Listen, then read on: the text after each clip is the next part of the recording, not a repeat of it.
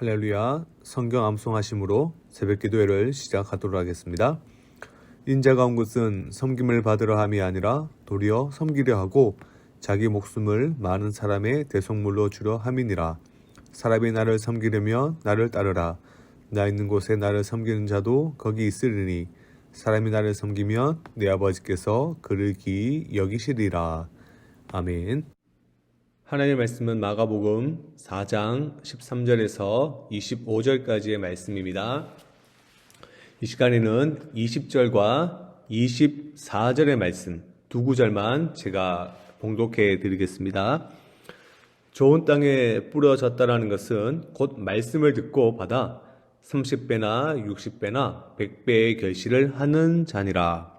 24절의 말씀인데요. 또 이르시되 너희가 무엇을 듣는가 스스로 삼가라.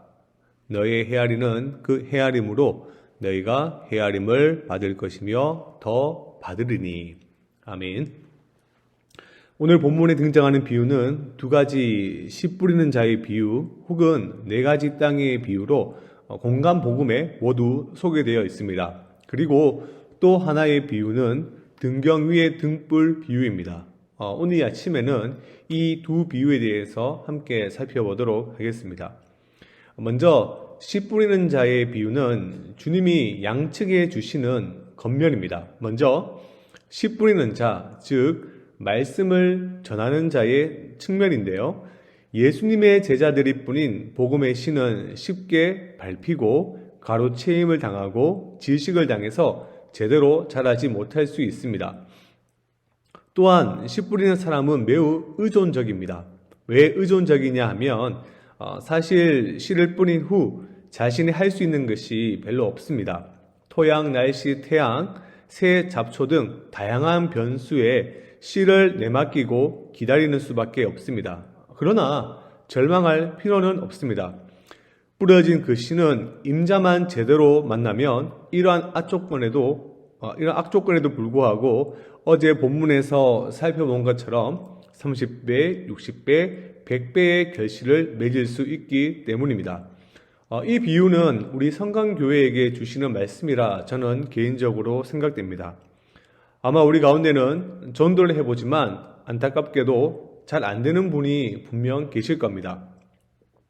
아무리 오라고 해도 어떻게든 전도를 해보고자 해도 이 핑계 저 핑계를 대고 안 나오고 또 어떻게 해서 한번 데리고 나오면 한번 왔다가 그 다음에 안 나오기가 사실 일수입니다.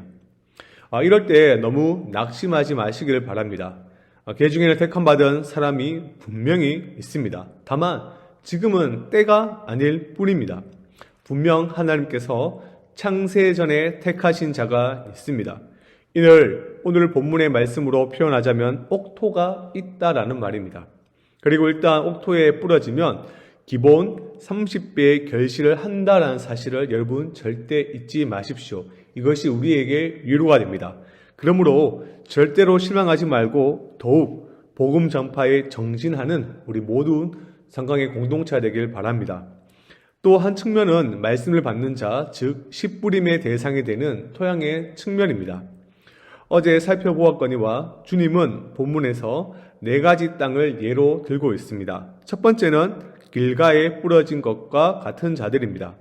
이들은 듣고 깨닫지 못한 경우에 해당됩니다. 이는 지적 능력이 부족하다 이런 의미가 아닙니다. 마음의 완악함을 의미합니다. 바리새인과 같은 이들이 사실 길가와 같은 자들이지요. 두 번째는 돌밭에 뿌려진 것과 같은 자들입니다. 이들은 말씀을 듣고 기쁨으로 받았지만 그 속에 뿌리를 내리지 못했습니다. 그래서 조그마한 어려움만 닥치면 쉽게 넘어집니다. 이는 주님께서 십자가에 못 박혀 돌아가신 후 줄행난친 제자들의 모습과 같습니다. 세 번째는 가시떨기에 뿌려진 것 같은 자들입니다. 이런 말씀을 듣지만 19절에 잘 설명된 것처럼 세상의 염려와 재물의 유혹 때문에 말씀이 막혀 결실하지 못하는 경우입니다. 적절한 예로 누가 있을까요? 바로 가롯 유다가 있습니다. 마지막 네 번째로는 바로 옥토에 뿌려진 마음을 갖고 있는 자들입니다. 이들은 말씀을 듣고 주님을 사랑했고 그래서 묵묵히 따랐던 자들입니다. 저는 이 말씀을 읽을 때마다 떠오르는 한 사건이 있습니다. 일제강점기 시대에 한국교회 목회자들이 모여서 절대로 신사참배에 동참하지 말자 그렇게 결의할 때 모든 목회자들이 아멘 소리를 크게 하고 다들 순교할 것처럼 반응하였습니다. 그런데 그때 정말 한 여인이 아무 말도 하지 않고 제일 뒤에서 눈물을 흘리며 고개를 푹 숙이고 있었습니다. 일본의 탄압이 시작되고 거세지자 아멘 소리를 그렇게도 냈던 그 목회자들은 배교의 길을 선택했고 그 가장 뒷자리에 앉아있던 그 여인은 순교의 길을 선택했습니다. 하나님의 말씀을 묵묵히 따랐던 그녀가 바로 옥토의 마음을 가졌던 자였습니다. 성경에 옥토와 같은 마음을 가졌던 자들은 주님이 하신 일을 했고 주님보다 더 큰 일도 하였습니다.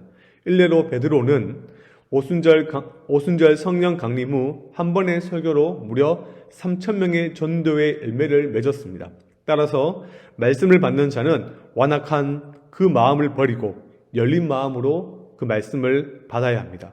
항상 마음이 열려 있고 그 말씀을 사랑하는 자만이 그리스도가 주시는 풍성함과 역사를 맛볼 수가 있습니다. 이어 등장하는 등경 위의 등불 비유는 바로 드러냄과 헤아림이라는 주제를 가지고 있습니다. 사람이 등불을 켜는 것은 그것을 말이나 평상 아래에 감추기 위해서가 아니라 등경 위에 두어 온 집을 비추기 위해서입니다. 예수님께서 이 땅에 오신 이유는 온 세상에 빛을 주기 위함입니다. 비유를 말씀하신 까닭은 빛을 감추어 사람들의 무지를 증명하기 위함이 아닙니다. 비유를 통해 하나님 나라의 비밀을 밝히 드러내기 위함이었습니다.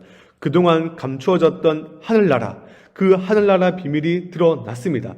이제 21절에 기록된 것 같이 예수 안에 있는 그들, 즉 제자들에게 하나님의 나라가 드러났으며, 물론 이 가르침을 듣고 있는 그 순간에 제자들은 아직 그 의미를 충분히는 알 수 없는 상태였습니다. 그 비밀은 계속해서 드러날 것입니다. 비밀의 정점은 예수님의 죽음과 부활입니다. 따라서 이후에 초대교회 성도들은 예수님께서 하신 말씀을, 그 비밀을 보다 선명하게 이해를 했을 것입니다. 그리고 예수님은 이어서 헤아림에 대해서 설명을 하시는데요. 이는 듣는 것의 중요성을 강조하시는 내용입니다.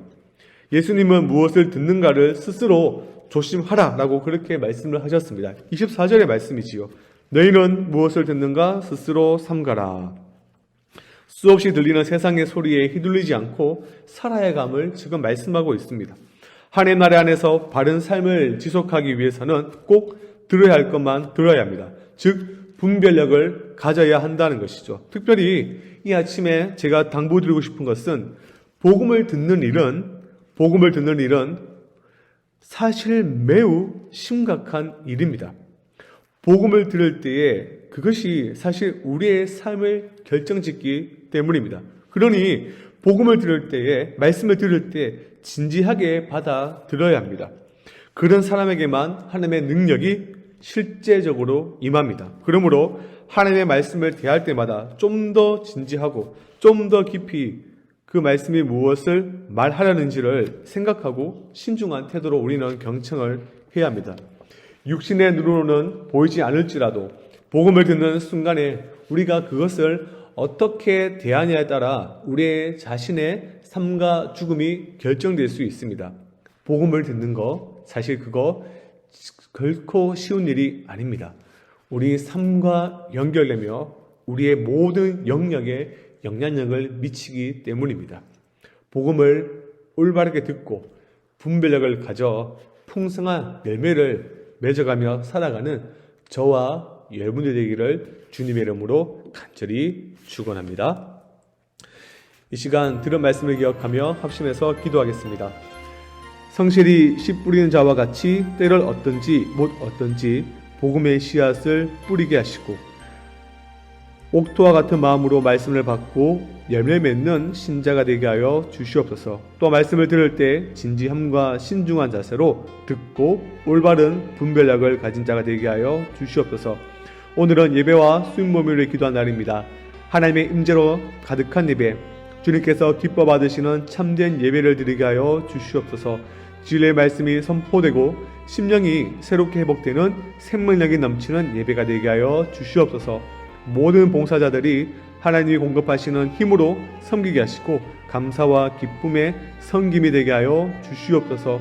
말씀과 삶이 묻어나는 건강한 순모임이 활성화되게 하시고 성령 안에서 참된 교제가 회복되게 인도하여 주시옵소서.